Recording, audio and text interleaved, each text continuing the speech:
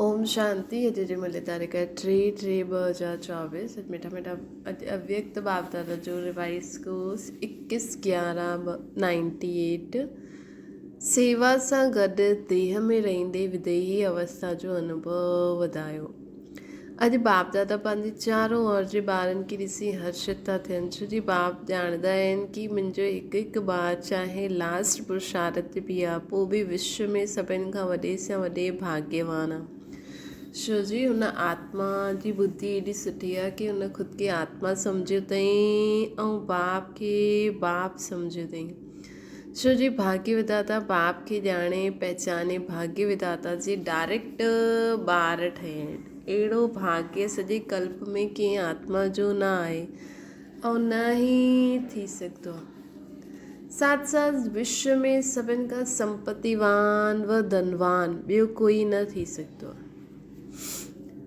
सॼे कल्प में कंहिं आत्मा जो अहिड़ो भाग्य न आहे, न थी सघंदो आहे। साथ साथ सॼे विश्व में सभिनि खां संपत्तिवान व धनवान ॿियो कोई बि न थी सघंदो आहे।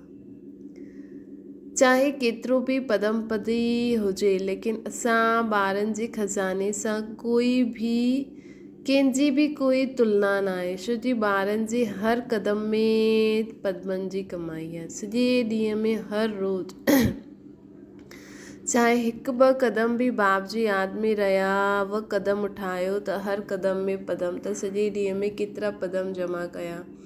अहिड़ो कोई हूंदो जो हिकु ॾींहं में पदमनि जी कमाई करे। इन करे बाप दादा चईंदा आहिनि, अगरि भाग्यवान ॾिसणो हुजे व रिचेस्ट इन द वर्ल्ड आत्मा ॾिसणी हुजे त बाप जे ॿारनि खे ॾिसो।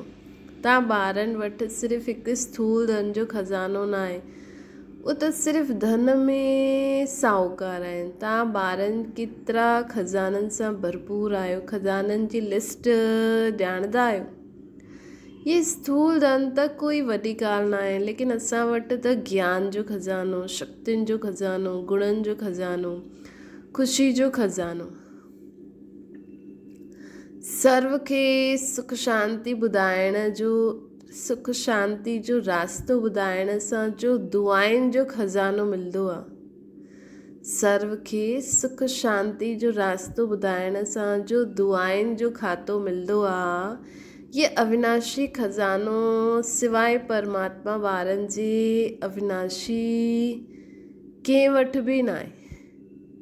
त बाप दादा खे अहिड़े खज़ाननि जे मालिक ॿारनि ते केतिरी रूहानी नाज़ आहे बाबा खे। असां वटि कहिड़ो कहिड़ो खज़ानो आहे? ज्ञान, गुण, शक्तियुनि, ख़ुशी, सर्व खे सुख शांति जो रास्तो ॿुधाइण सां जो दुआनि जो खज़ानो मिलंदो आहे। ये सभु खज़ाना असां वटि आहिनि न, चेक करो। बाप दादा सदा ॿारनि खे अहिड़ा संपन्न ॾिसी इहे ई गीत ॻाईंदा आहिनि, वाह मुंहिंजा ॿार वाह। असांखे बि पंहिंजे में एतिरो रूहानी नाज़ अर्थात नशो आहे। हथ जी ताली वॼाए सघंदा आहियो, सभिनि ताली वॼाई। ॿ हथनि खे छो तकलीफ़ ॾींदा आहियो, हिकु हथ सां वॼायो। हिकु हथ जी ताली वॼाइण ईंदो आहे न। ब्राह्मणनि जो सभिनि कुझु निरालो आहे। ब्राह्मण शांति पसंदि आहे न, इन करे ताली बि शांति जी ठीकु आहे। त नशो त सभिनि खे सदा आहे बि ऐं अॻियां बि रहंदो। निश्चिंत आहियो न, बाबा वचन था निश्चिंत आहियो न। बाप दादा समय जे परिवर्तन जी तीव्र रफ़्तार खे ॾिसी ॿारनि जी पुरुषार्थ जी रफ़्तार खे बि ॾिसंदा रहंदा आहिनि। बाप दादा हर हिकु ॿार खे जीवन मुक्ति स्थिति में सदा ॾिसणु चाहींदा आहिनि। तव्हां सभिनि जो इहे चैलेंज आहे, बाप सां मुक्ति जीवन मुक्ति जो वरसो अची करे वठो। लेकिन तव्हांखे त मुक्ति जीवन मुक्ति जो वरसो मिली वियो आहे न, या न मिलियो आहे? त सभिनि चयो मिलियो आहे। सत्युग में या मुक्ति धाम में मुक्ति व जीवन मुक्ति जो अनुभव त न करे सघंदासीं। मुक्ति जीवन मुक्ति जे वरसे जो अनुभव हाणे असां संगम युग ते ई करे सघंदा आहियूं। जीवन में रहंदे समय नाज़ुक हूंदे हुए बि परिस्थितियूं, समस्याऊं, वायुमंडल डबल दूषित हूंदे हुए बि इन्हनि सभिनि प्रभाव सां मुक्त सदा पंहिंजी शांति स्थिति अतीन्द्रिय सुखमय स्थिति जीवन में रहंदे इन सर्व भिन्न भिन्न बंधननि सां मुक्त हिकु बि सूक्ष्म बंधन न रहे असांजे जीवन में हिकु बि सूक्ष्म बंधन न रहे सदा खुद की आत्मा समझी करे वो शांति जी अनुभव करो ऐं इंद्रियनि खां परे बाबा सां मिलन मनाए बाबा सां सर्व प्राप्ति करे वो सुख जो अनुभव करो बाबा सां जॾहिं असां इंद्रियनि खां परे थी वेंदा आहियूं न त असांखे उहो अतीन्द्रिय सुख बाप दादा असांजो मिलंदो आहे और निराकारी स्थिति में स्थित थी करे जो शांति मिलंदी आहे अहिड़ी जीवन मुक्त ठहिया आहियो सर्व सूक्ष्म बंधननि सां मुक्त असां मुक्ति वर्ष मल्हायूं था न व अंत में ठहींदव हाणे ठहिया या अंत में ठहींदव जो सम्झंदा आहिनि अंत में ठहिण जे बजाए हाणे ठहिणो आहे व ठहिया आहियूं या ठहिणो ई आहे उहो हथु उठायो सभिनि हथु उठायो ॿिन्हिनि में मिक्स हथु उठाइनि था चतुर आहिनि अञा ठहूं था अञा ठही विया आहियूं भले चित्राई करो लेकिन बाप दादा हाणे खां स्पष्ट ॿुधाइनि था अटेंशन प्लीज़ बाप के हर हिकु ब्रह्मण ॿारनि जो बंधन मुक्त जीवन मुक्त बाप जे हर हिकु ब्रह्मण ॿारनि खे बंधन मुक्त जीवन मुक्त ठहिणो ई आहे चाहे कहिड़ी बि विधि सां लेकिन ठहिणो ज़रूरु आहे ॼाणंदा आहियो न विधियूं छा आहिनि एतिरा त चतुर आहियो न त ठहिणो त तव्हांखे ई पवंदो त विधि त बाबा ॿुधाई अथई विधियुनि खे ॼाणंदा आहियो न एतिरो त चतुर आहियो न बाबा चवनि था त ॼाणंदा आहियो न विधियूं छा आहिनि एतिरा त चतुर आहियो त ठहिणो त तव्हांखे ई पवंदो है ना चाहे न चाहो लेकिन चाहो चाहे न चाहो ठहिणो त तव्हांखे ई पवंदो बाबा चवनि था ठहिणो त तव्हांखे ई पवंदो पोइ छा कंदव हाणे खां ठाहींदासीं त सभिनि चयो असां ठहिणो आहे त हाणे खां ई ठाहींदासीं ऐं ठहिण में फ़ाइदो आहे न त बाबा चवनि था तव्हांजे मुख में गुलाब जामुन सभिनि जे मुख में गुलाब जामुन अची वियो न लेकिन इहे गुलाब जामुन आहे हाणे बंधन मुक्त ठहिण जो न त गुलाब जामुन खाई वेंदो ईअं न गुलाब जामुन खाई वञो न ये गुलाब जामुन आहे हाणे बंधन मुक्त ठहिण जो हॉल जी शोभा ॾाढी सुठी आहे हिकदमि माला लॻंदी आहे न हितां खां अची करे ॾिसो त ईअं माला लॻंदी आहे इहा कुर्सी वारनि जी माला तयारु थी वई आहे न अच्छा कारणे अकारणे सभी हाणे कुर्सी वठी वरिती आहे ईअं ई जॾहिं बाप दादा फाइनल समय प्रमाण सीटी वॼाइनि कि जीवन मुक्ति जी कुर्सी ते वेही रहो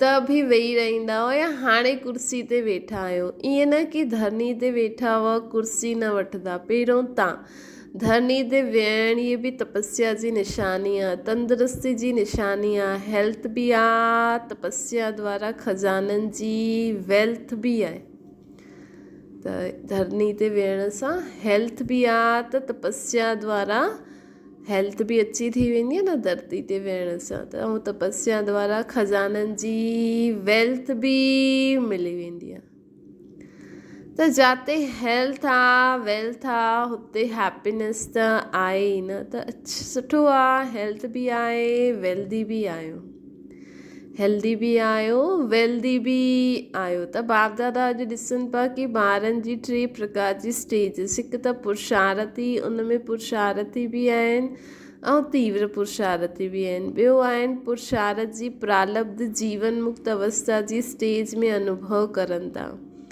लेकिन लास्ट जी संपूर्ण स्टेज आहे देह में हूंदे बि विदेही अवस्था जो अनुभव देह में हूंदे बि सदा विदेही अवस्था जो अनुभव त टे स्टेजिस ॾिठियूं। हिकु त पुरुषार्थी, हुन में तीव्र ऐं साधारण पुरुषार्थी। ॿी स्टेज आहे पुरुषार्थ जी प्रालब्ध जीवन मुक्त अवस्था जी।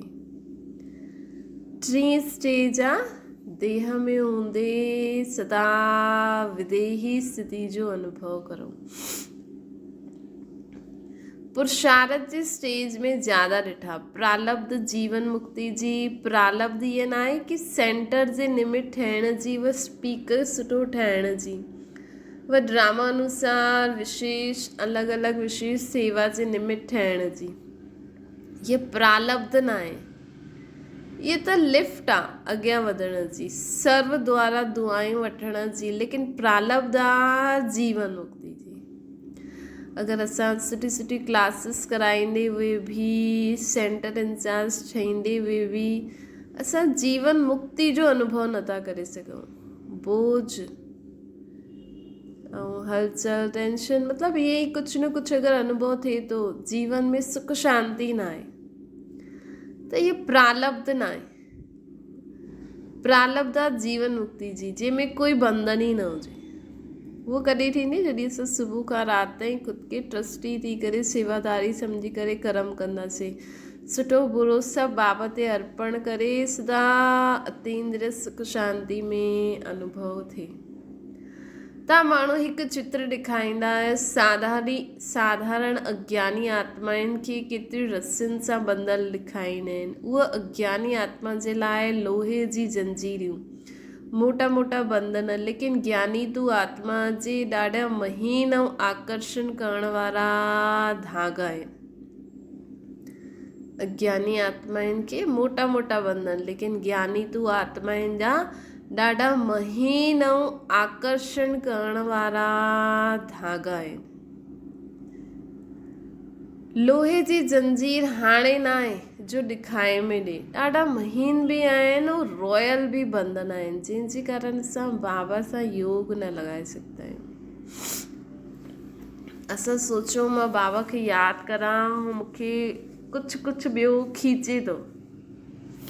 बाबा त चईंदा आहिनि न, मूंसां मूंखे यादि करो त सेवा बि यादि न अचणी खपे न। हर सेकेंड विच विच में सेकेंड में सेवा कंदे हुए बि ख़ुदि के परम धाम निवासी, अव्यक्त वतन शिव बाबा कीअं आहे, हिते ईंदा आहिनि, मुरली सुनाईंदा आहिनि, पोइ वापसि मथे। बाबा ईअं थोरी सोचंदा आहिनि मुंहिंजा ॿार हिते आहिनि, केॾो ज़रूरत आहे हिननि खे, हीअं करो न, सेवा कई बाबा मथे।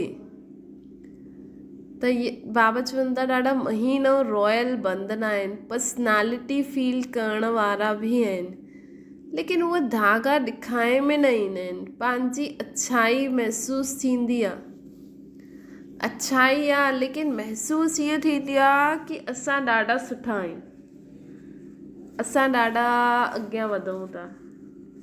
त बाप दादा ॾिसंदा रहंदा आहिनि।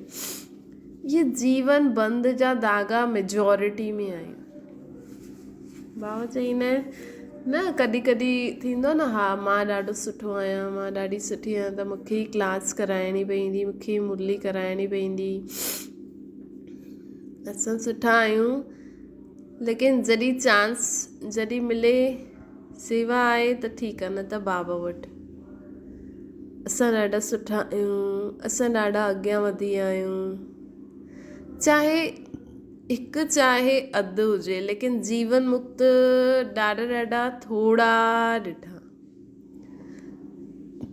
जेका जीवन में रहंदे हुए सदा मुक्त, कोई बंधन न हुजे, कोई बंधन जो धागो न हुजे। त बाप दादा ॾिसनि पिया कि हिसाब जे अनुसार ये सेकेंड स्टेज आहे जीवन मुक्ति जी।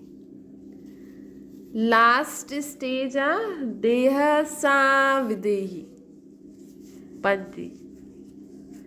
लास्ट स्टेज कहिड़ी आहे, देह सां न्यारो विदेही पंजी स्टेज जी। हुन स्टेज ऐं जो स्टेज ॿुधाई, हुन जे लाइ ॾाढो अटेंशन खपे। बाबा चवनि था असांजी लास्ट स्टेज आहे देह सां न्यारो सदा विदेही। हुन स्टेज ऐं जो स्टेज बाबा ॿुधाई कि देह में रहंदे वे सदा विदेही आत्मा, हुन स्टेज जे लाइ ॾाढो अटेंशन खपे। सभी ॿार पुछंदा आहिनि 99 ईंदो छा थींदो, छा करूं छा करे छा न करूं। बाप दादा चईंदा आहिनि 99 जे चक्कर खे छॾो, हाणे खां विदेही स्थिति जो ॾाढो अनुभव खपे। जो परिस्थितियूं अचनि थियूं उहे अचण वारियूं आहिनि, हुन में विदेही स्थिति जो अभ्यास ॾाढो खपे।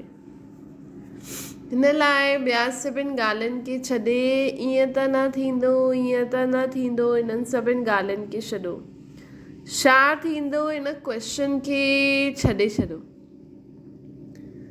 बाबा चवनि था छा थींदो इन क्वेश्चन खे छॾे छॾो। विदेही अभ्यास वारे ॿारनि खे कोई बि परिस्थिति व कोई बि हलचल प्रभाव न विझी सघंदी आहे।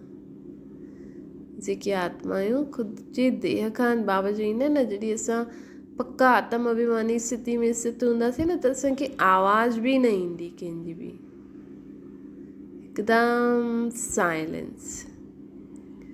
विदेही अभ्यास वारे ॿारनि खे कोई बि परिस्थिति व कोई बि हलचल प्रभाव न विझी सघंदी आहे।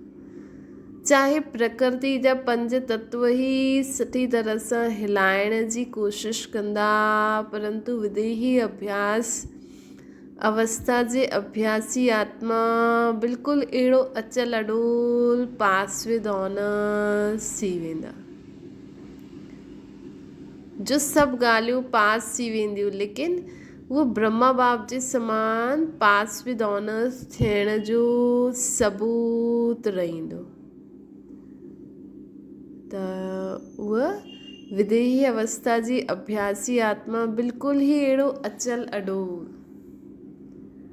पास विद ऑनर्स हूंदा, जो सभु ॻाल्हियूं पास थी वेंदियूं, लेकिन उहो ब्रह्मा बाप समान पास विद ऑनर्स जो सबूत ॾींदा।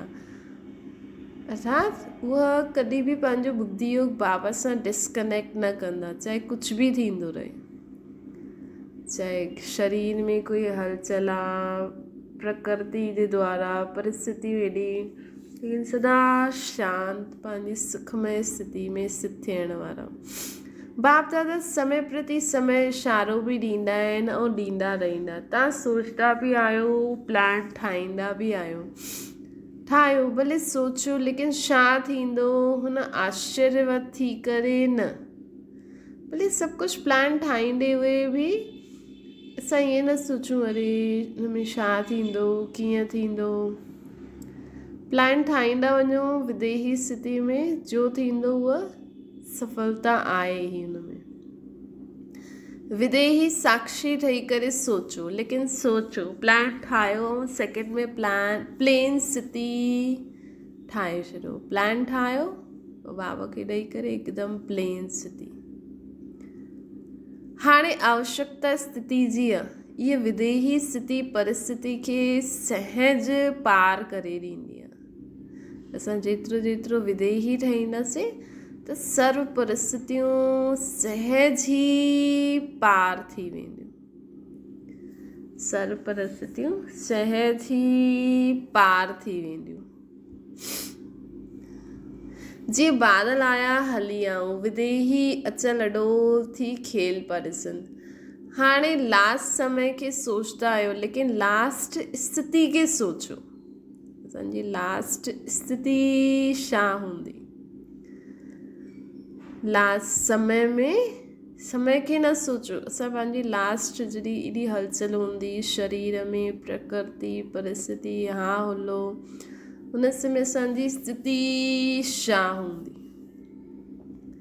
सदा शांत सुखमय, चारों ओर जी सेवाउनि जे समाचार बाप दादा ॿुधंदा रहंदा आहिनि ऐं दिलि सां हाणे अथक सेवादारनि खे मुबारक बि ॾींदा आहिनि। सेवा ॾाढो सुठो उमंग उत्साह सां करो था ऐं अॻियां बि कंदा रहो, लेकिन सेवा ऐं स्थिति जो बैलेंस थोरो सो कॾहिं हिन तरफ़ झुकी वेंदो आहे। सेवा बि करो, स्थिति जो पंहिंजी सेवा कंदे हुए पंहिंजी मनसा स्थिति हमेशा सुठी रहे, हलचल में न अचे, कॾहिं हुन तरफ़ कॾहिं हिन तरफ़। हिन करे सेवा खूब करो। बाप दादा सेवा जे लाइ मना नथा करनि, जोर शोर सां सेवा करो, लेकिन सेवा ऐं आत्मिक स्थिति सदा बैलेंस स्थिति में हुजणी खपे। स्थिति ठाहिण में थोड़ी महिनत लॻंदी आहे ऐं सेवा त सहज थी वेंदी आहे, है न। पंहिंजी स्थिति खे ठाहिण में थोड़ी महिनत लॻंदी आहे। ज्ञान ॾियणु सहज आहे, लेकिन ज्ञान ॾींदे हुए बि पंहिंजी आत्मिक स्थिति, छो जो ज्ञान ॾींदा आहियूं, कई बार कहिड़ी ॻाल्हि थींदी रहंदी आहे, कॾहिं काथे काथे शोर थींदो रहंदो आहे, कॾहिं कुझु न, ईअं त ईंदो ई रहंदो आहे कुझु न कुझु, लेकिन असांजी आत्मिक स्थिति सदा शांत। हिन करे सेवा जो बल थोड़ो स्थिति सां ऊंचो थी वेंदो आहे। स्थिति ठाहिण में थोड़ी महिनत लॻंदी आहे, सेवा त सहज थी वेंदी आहे। हिन करे सेवा जो बल थोड़ो स्थिति सां ऊंचो थी वेंदो आहे। हीअं न असां सेवा सेवा सेवा, लेकिन असांजी आंतरिक स्थिति हिकदमि हलचल में हुजे, सेवा जो बल वॾो न हुजे, त ॿई बैलेंस में हुजणा खपनि। बैलेंस रखो। बाप दादा जी ऐं सर्व सेवा करण वारी आत्माउनि जी संपर्क में अचण वारे ब्राह्मण परिवार जी ब्लेसिंग वठंदा हलो, बैलेंस रखंदा हलो। ये दुआनि जो खातो ॾाढो जमा करो। बाबा चवनि था दुआनि जो खातो जमा करो। असांखे जो दुआयूं मिलंदियूं आहिनि न सेवा करण सां, जॾहिं असांजी स्थिति सुठी रहंदी तॾहिं त माण्हुनि खे प्राप्ति थींदी, तॾहिं त उन्हनि खे उहे दुआयूं ॾींदा न। हाणे जी दुआनि जो खातो तव्हां आत्माउनि में एतिरो संपन्न थी वञे, जो द्वापर खां असांजे चित्रनि द्वारा सभिनि खे दुआयूं मिलंदी रहंदियूं आहिनि। ॾिसो हाणे बि जेका कई बार पंहिंजे पूर्वजनि जा चित्र माण्हू रखंदा आहिनि, त अगरि केरु जॾहिं जिंदो हूंदो आहे उहो माण्हू खे दुआयूं ॾींदो रहे, हुन जे लाइ सुठी प्रेरणा, हुनखे कुझु न कुझु सुठो सेखारींदो रहे, त जॾहिं उहो शरीर छॾे छॾंदो न, त हुनजे चित्रनि मां बि हुनखे ईअं लॻंदो आहे, इहे मूंखे आशीर्वाद ॾींदा था रहनि न। त हाणे ॾिसो बाबा चवनि था हाणे अगरि असांजो दुआनि जो, हाणे जेतिरो असां माण्हुनि जी दुआयूं वठंदासीं उन्हनि जो भलो करे, ओतिरो द्वापर में असांजे चित्रनि द्वारा सभिनि खे दुआयूं मिलंदियूं। अनेक जन्मनि में दुआयूं ॾियणियूं आहिनि, लेकिन जमा हिकु जन्म में करिणो आहे। हिन करे छा कंदव, स्थिति खे सदा अॻियां रखी सेवा में अॻियां वधंदा हलो। पहिरियों पंहिंजी स्थिति सदा शांतमय, पोइ कर्म क्षेत्र में सेवा करो। छा थींदो ईअं न सोचो। ब्राह्मण आत्माउनि जे लाइ सुठो आहे, सुठो ई थियणो आहे। असां ब्राह्मण आत्माउनि जे लाइ सभु कुझु सुठो ई आहे ऐं सुठो ई थियणो आहे, बाबा चवनि था। लेकिन बैलेंस वारनि जे लाइ सदा सुठो आहे। बैलेंस कमु त कॾहिं सुठो कॾहिं थोरो सुठो। ॿुधो छा करिणो आहे, बैलेंस रखो। क्वेश्चन मार्क सोचण जे हिसाब सां आश्चर्यवत थी करे सोचण खे फिनिश करो। क्वेश्चन मार्क सोचण जे हिसाब सां आश्चर्यवत थी करे सोचण खे फिनिश करो। ईअं त न थींदो, ईअं त न थींदो, उहो स्थिति खे हेठि मथे कंदो आहे। सभु सुठो थींदो, सभु सुठो थींदो। सम्झाओ।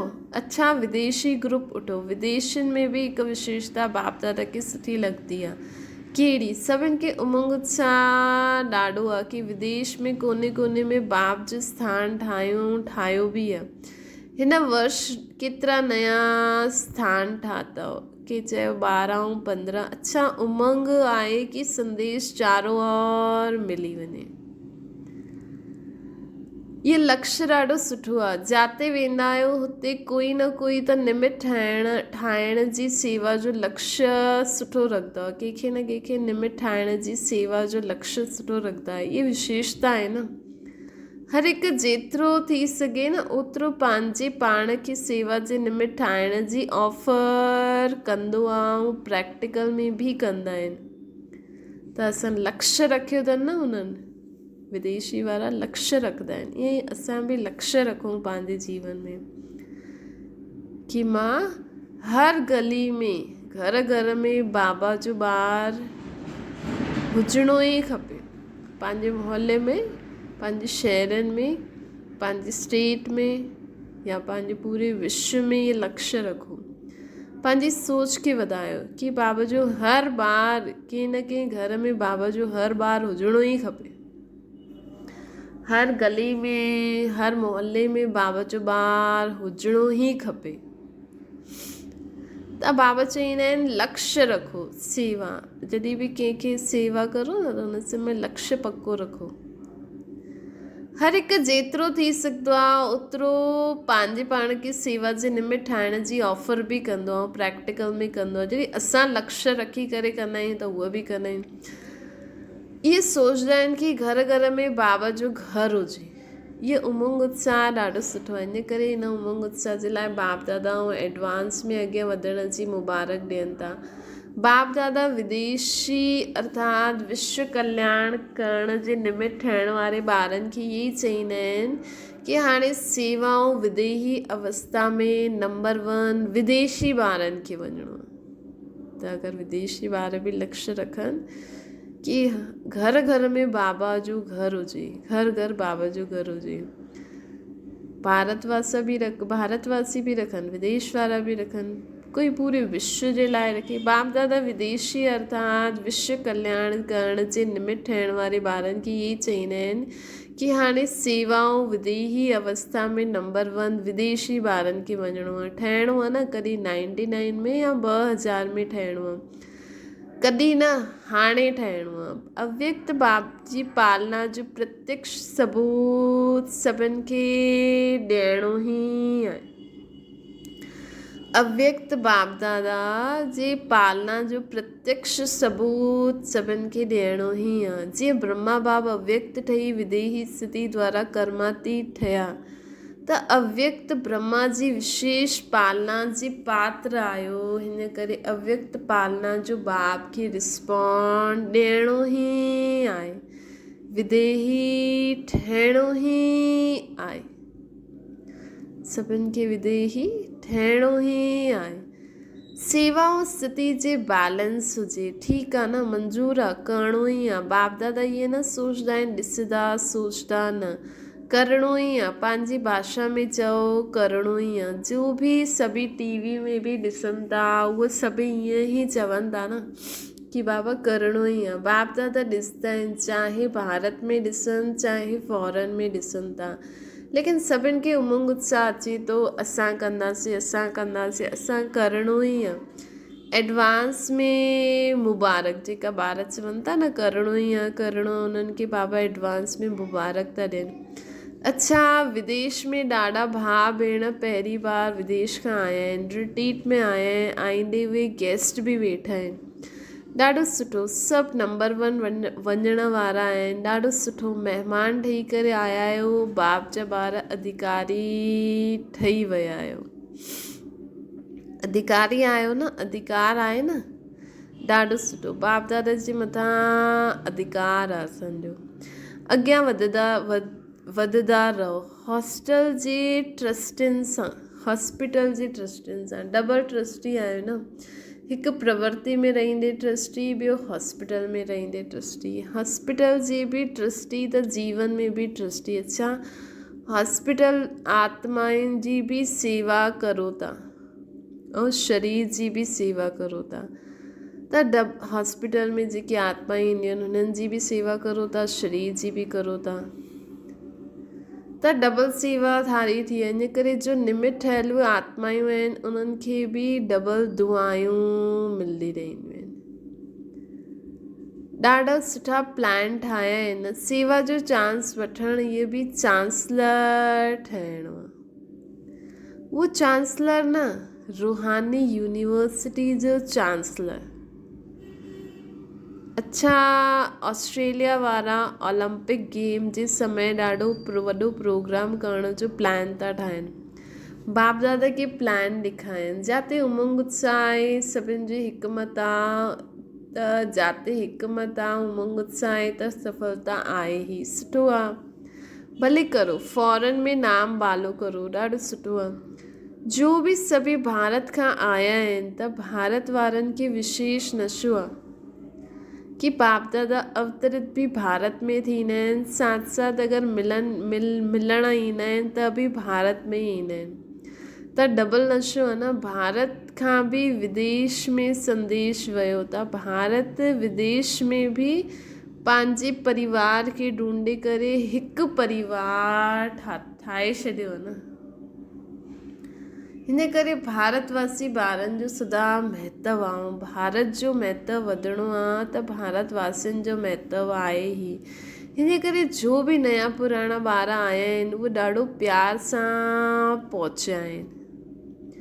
बाप दादा सभी ॿारनि जो स्नेह ऐं चारो और सेवा जे सहयोग खे ॾिसी ख़ुशि थींदा रहंदा आहिनि। बाप दादा सभी ॿारनि जो स्नेह ऐं चारो और सेवा जे सहयोग खे ॾिसी ख़ुशि थींदा रहंदा आहिनि। ऐं ॿार बि ख़ुशि थींदा आहिनि। ख़ुशि थींदा आहियो न, कॾहिं ख़ुशी घटि थोरी थींदी आहे। स्पेशल बाप जो खज़ानो आहे, हिन करे ख़ुशी कॾहिं न छॾणी आहे, सदा ख़ुशि। अच्छा, चारों ओर जी सर्वश्रेष्ठ भाग्यवान, सर्वश्रेष्ठ खजाने जे मालिक, सदा सेवा ऐं स्थिति जो बैलेंस रखण वारा, सदा सेवा ऐं स्थिति जो बैलेंस रखण वारा। बाबा जी मुरली, सेवा ऐं पंहिंजी स्वस्थिति जो बैलेंस रखो। ज्ञानी तू आत्मा, सर्वशक्ति संपन्न आत्मा, सर्व बंधननि सां मुक्त जीवन मुक्त आत्माउनि खे बाप दादा जो यादि प्यार ऐं नमस्ते। असांजी बि बाप दादा खे यादि प्यार, गुड मॉर्निंग ऐं नमस्ते। वरदान, परमात्मा कार्य में सहयोगी ठही सर्व जो सहयोग प्राप्त करण वारा सफलता मूर ठहो। जाते सर्व जो उमंग उत्साह आहे, जाते सर्व जो उमंग उत्साह आहे, उते सफलता स्वयं समीप अची करे गले जी माला ठही वेंदी आहे। त कोई बि कर्म करो हिकमत थी करे ऐं उमंग उत्साह सां करो, त सदा ई असांखे सफलता ज़रूरु मिलंदी। हिकमत हुजे ऐं उमंग उत्साह हुजे त सफलता अवश्य ही मिलदी आहे। कोई भी विशाल कार्य में हर हिक जे सहयोग जी अंगुली खपे। सेवा जो चांस हर हिक खे आहे। कोई भी बहानो न ठाहे सघंदो आहे कि मां न करे सघंदा आहियूं, समय न आहे। उथंदे वेहंदे 10-10 मिंट भी सेवा करो। तबियत ठीक न आहे त घर वेठे करो, मन सां करो। सुख जी वृत्ति, सुखमय स्थिति सां सुखमय संसार ठाहियो।